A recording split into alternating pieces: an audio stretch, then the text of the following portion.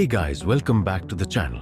So today we're going to talk about something that, honestly, I wasn't even planning on making this video, but after reading through your comments on my last Dark Triad video, I noticed something really interesting. So many of you were sharing stories about people in your lives who didn't quite fit the classic narcissist profile we usually talk about, but were still causing this incredible damage in your relationships.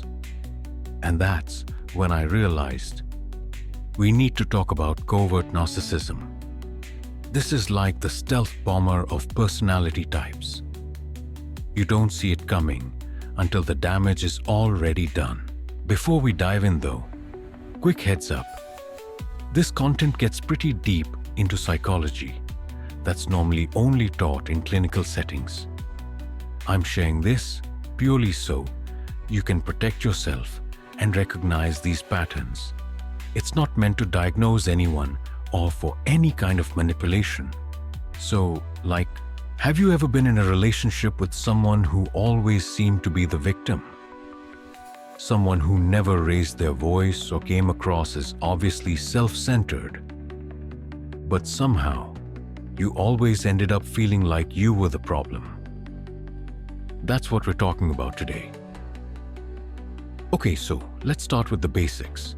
Most people have this mental image of a narcissist as this loud, attention-seeking person who's always bragging about themselves, right? You know, the guy at the party who can't stop talking about his car or his job or whatever. That's what psychologists call an overt narcissist. They're pretty easy to spot. But there's this other type that flies completely under the radar. The covert narcissist. And honestly, in my experience, these are actually way more dangerous because they're so hard to identify. The overt narcissist is like, imagine a peacock with its feathers all spread out, demanding everyone look at how amazing they are. The covert narcissist? They're more like a chameleon, blending into whatever environment they're in, while secretly believing they're superior to everyone around them. I remember this colleague I had. Let's call her Sarah. She never bragged about herself. Actually, quite the opposite. She'd always talk about how she felt inadequate or underappreciated. But somehow, every conversation would eventually become about her struggles, her feelings, her problems.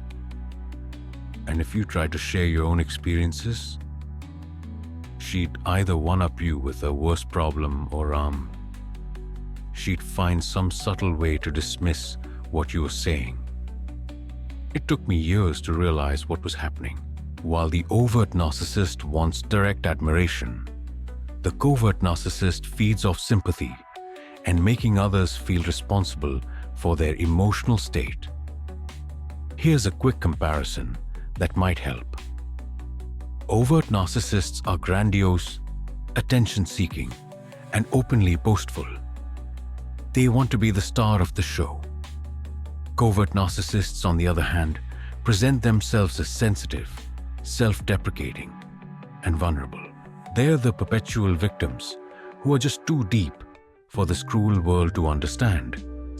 But, and this is super important, underneath these different presentations, they both share the same core traits: a lack of empathy, a deep sense of entitlement, and this constant need for admiration and special treatment. It's just packaged differently. Oh, and there's something else I noticed when researching this. Covert narcissists often score higher on measures of introversion, vulnerability, and, get this, they actually have higher levels of shame and depression than overt narcissists. It's like they are caught in this painful loop of feeling superior, but not getting the recognition they believe they deserve. Does that sound like anyone in your life? Let me know in the comments if this is ringing any bells for you.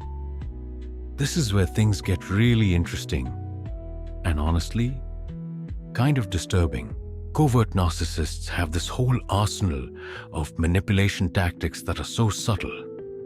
Most people don't even realize they're being manipulated until they're completely emotionally drained.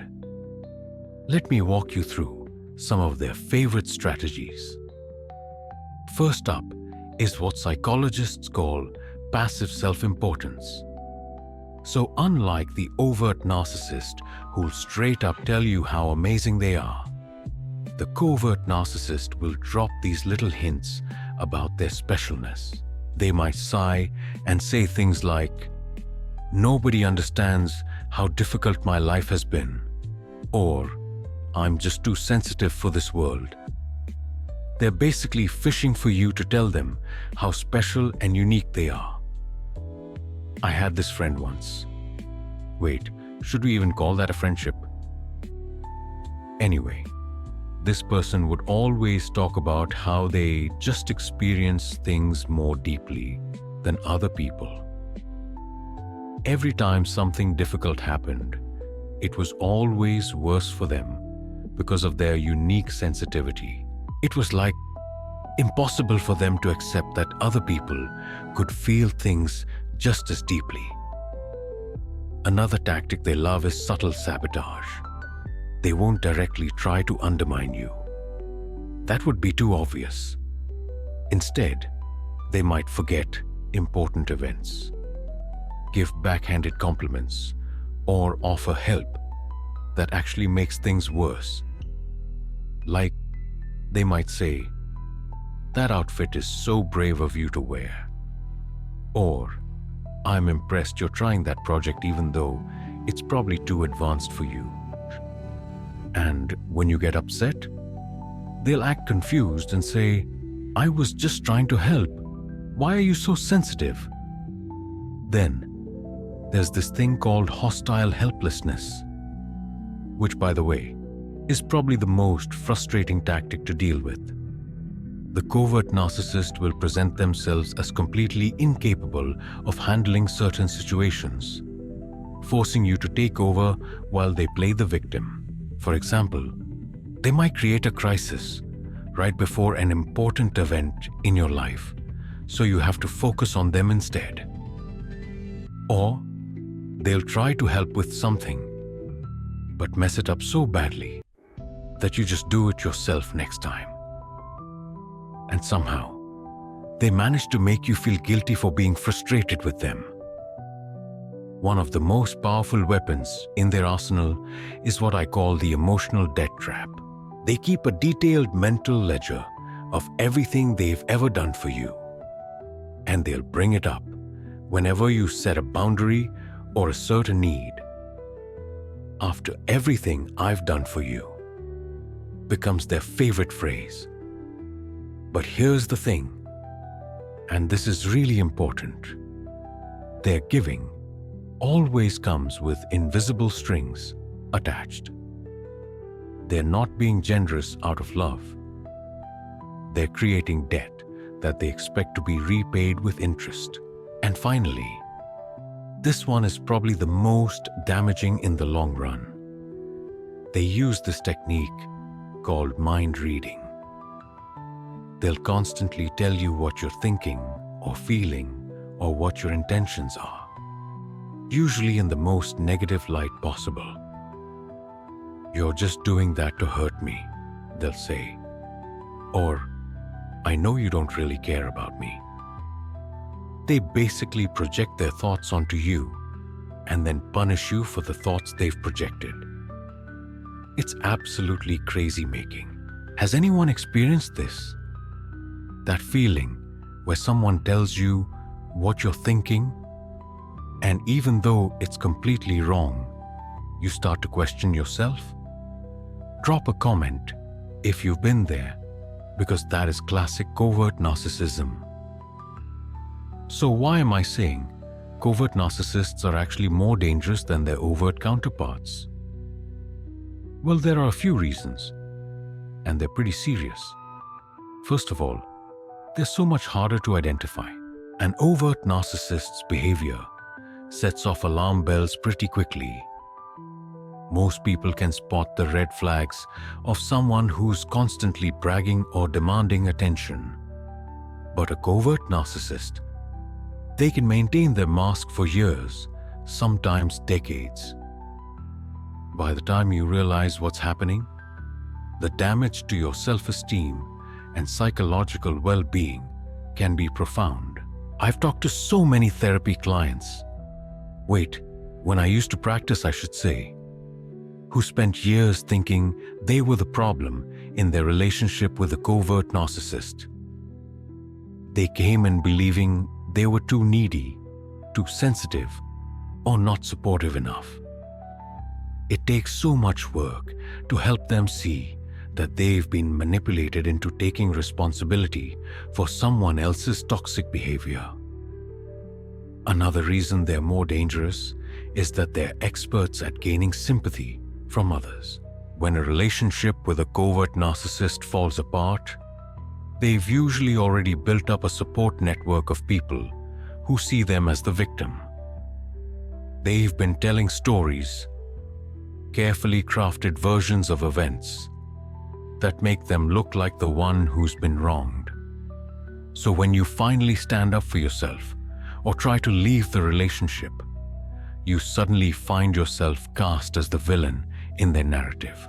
Friends and family who've only heard their side may turn against you, leaving you isolated exactly when you need support the most. And here's what makes this especially devastating. Covert narcissists are drawn to empathetic, caring people. If you're the kind of person who tries to see the best in others, who goes out of your way to understand and support the people you care about, you're basically their ideal target. They use your empathy against you, turning your greatest strength into a vulnerability they can exploit. They know you'll give them the benefit of the doubt, that you'll try to understand their perspective, that you'll make excuses for their behavior, and they count on it. There's also this insidious emotional whiplash that happens with covert narcissists. They switch between seeming vulnerable and being manipulative so smoothly that you're constantly off balance. 1 minute, they're sharing something deeply personal that makes you want to protect them, and the next, they're subtly putting you down or making you feel guilty. This roller coaster creates a trauma bond that can be incredibly difficult to break. And let's talk about the impact of gaslighting, which covert narcissists are absolute masters at. Gaslighting is basically making someone question their own reality, memory, or perceptions. And because covert narcissists often approach this with the concerned, "I'm just trying to help you see clearly" attitude, it's extraordinarily effective. Over time, this erodes your confidence in your own judgment to the point where you're completely dependent on them to define reality for you. And that's a terrifying place to be. I've actually seen this pattern a lot in parent-child relationships too, where the parent is a covert narcissist. The child grows up never being able to trust their own perceptions, always doubting themselves, always feeling somehow inadequate or defective. The psychological impact can last a lifetime if it's not addressed. Okay, so now, the really important part: how do you protect yourself from these stealth emotional vampires? Because knowledge is only helpful if you can actually use it, right? First things first, trust your feelings. This is so important. Covert narcissists are experts at making you doubt yourself, but your emotional responses are giving you valuable information. If you consistently feel confused, anxious, or like you're walking on eggshells around someone, pay attention to that feeling. Don't dismiss it.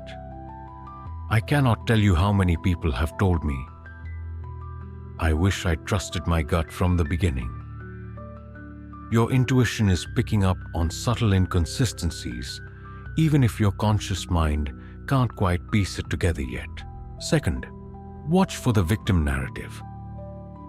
If someone in your life is constantly positioning themselves as the victim in every situation, that's a huge red flag.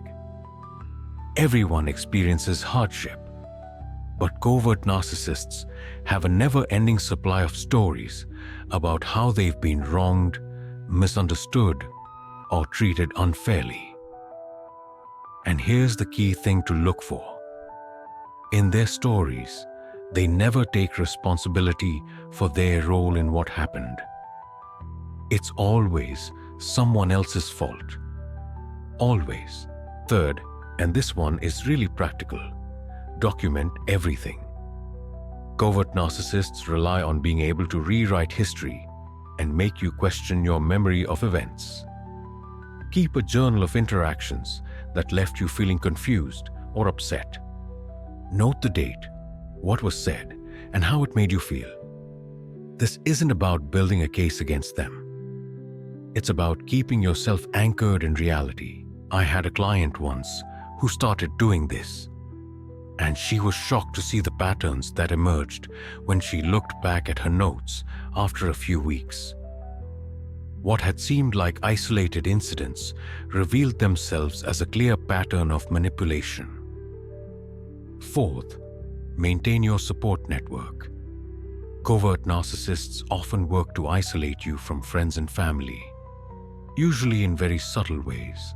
They might make disparaging comments about your loved ones, create scheduling conflicts, or manufacture crises when you have plans with others. Make a conscious effort to nurture your other relationships, even when it's difficult. Those connections aren't just important for your happiness. They're a lifeline that can help you maintain perspective. Fifth, set firm boundaries and stick to them. This is probably the hardest part, especially if you're an empathetic person. Covert narcissists are experts at making you feel guilty for having boundaries. They'll act wounded, make you feel selfish, or find other ways to pressure you into giving in. Remember, healthy people respect boundaries. Someone who consistently makes you feel bad for having reasonable boundaries is showing you who they really are. And finally, if you're deeply entangled with a covert narcissist, whether it's a romantic relationship, family relationship, or close friendship, please consider working with a therapist who understands narcissistic abuse. Recovery from this kind of relationship often requires professional support. The trauma bonds formed in these relationships are extremely powerful, and breaking free often isn't as simple as just deciding to leave.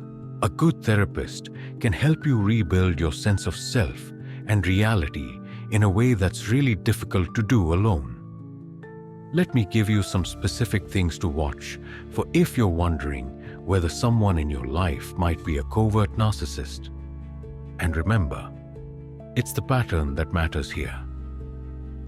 Anyone can show some of these behaviors occasionally, but with a covert narcissist, you'll see these patterns consistently over time. Do they get offended by constructive feedback, even when it's delivered gently? Covert narcissists are extremely sensitive to criticism because it threatens their fragile self-image.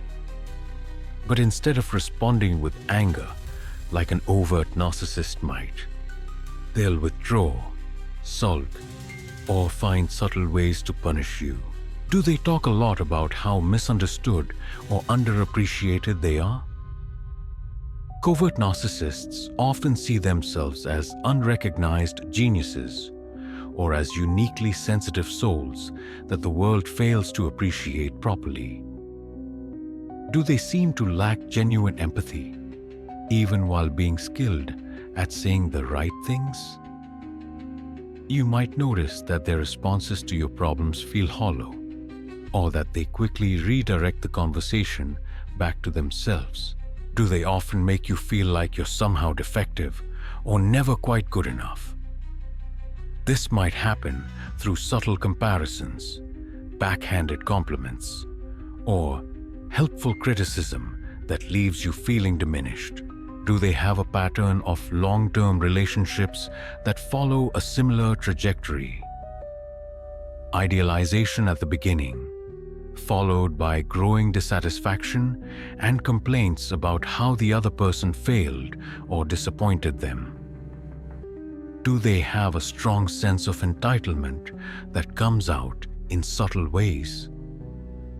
Maybe they expect special treatment or exceptions to rules, but frame it in terms of their special needs or unique situation. And finally, do you find yourself constantly trying to prove your devotion or worth to them?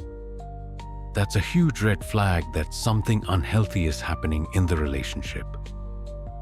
If several of these sound familiar, you might be dealing with a covert narcissist. And I want to emphasize that you're not crazy, you're not too sensitive, and you're not imagining things. This is a real psychological pattern that affects many people. I want to wrap this up by talking directly to those of you who recognize that you've been in a relationship with a covert narcissist. Or maybe you still are.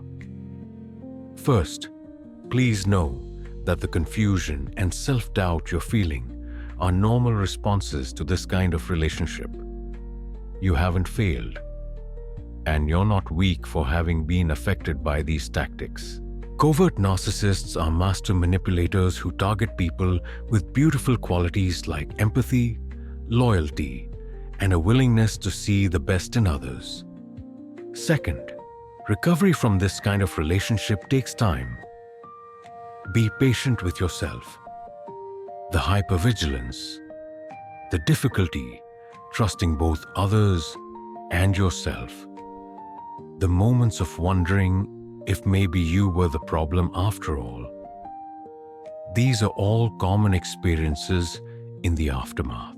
And finally, despite how it might feel right now, you can rebuild your sense of self and your ability to trust your own perceptions. Many people emerge from these relationships stronger and wiser, with a deeper understanding of themselves and clearer boundaries. If this video resonated with you, please hit that like button and consider sharing it. So many people are struggling with these dynamics without having the language to understand what's happening. Your share could be the thing that helps someone make sense of their experience. And if you haven't already, subscribe and hit that notification bell so you don't miss my upcoming video on the specific language patterns covert narcissists use. Once you learn to identify these patterns, they become so much easier to spot early on. Alright, that's it for today. Remember, understanding these patterns isn't about labeling others. It's about protecting your emotional well-being and creating healthier relationships. Until next time, take care of yourself and stay aware out there. Don't forget to subscribe and hit the notification bell. In my next video, we'll be talking about how to rebuild your identity after a relationship with a covert narcissist. Trust me, you don't want to miss it. Thanks for watching, and remember, your intuition is trying to protect you. Listen to it.